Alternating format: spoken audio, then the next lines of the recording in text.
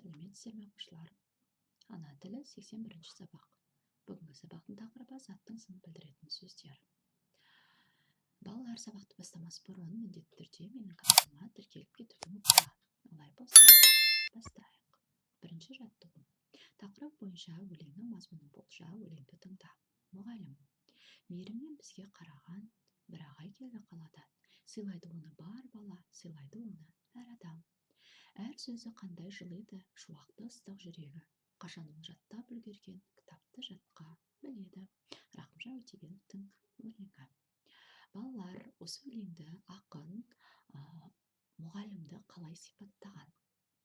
Яғни ақын мұғалімді осы өлең арқылы мейірімді, сыйлы, сыпайы, шуақты, ыстық жүрегі бар керемет жан деп сипаттағанын байқаймыз.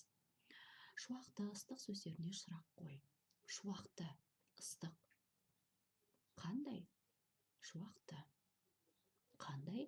Ыстық. Яғни бұл екі сөзге қандай деген сұрақ қойылады. Олай болса есіңде сақта.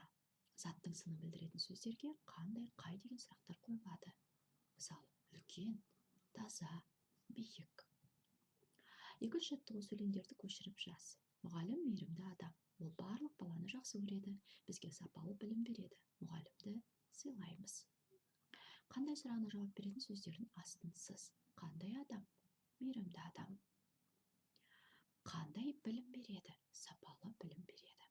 Яғни бұл жерде мейірімді, сапалы, қандай деген сұраққа жауап беріп, заттың сынын білдіріп тұр екен. Бұл жаттығуды жұмыс дәптерінің екінші жаттығу деген жерге, мына жерге әдемі етіп көшіріп жазып, қандай сұрағына жауап беретін сөздердің астын сызып қоямыз. Үшінші жаттығу. Жаңылтпашты тыңдап жатқа жаз. Қол ұстаз, бұл ұстаз, жас ұстаз. Ескен Елубай. Жаңылтпашты дәл солай жұмыс дәптерінің екінші жаттығу деген жерге 28-ші бетіне жазып аламыз. Осымен бүгінгі сабағымызды аяқтаймыз. Келесі кездескенше сау бол.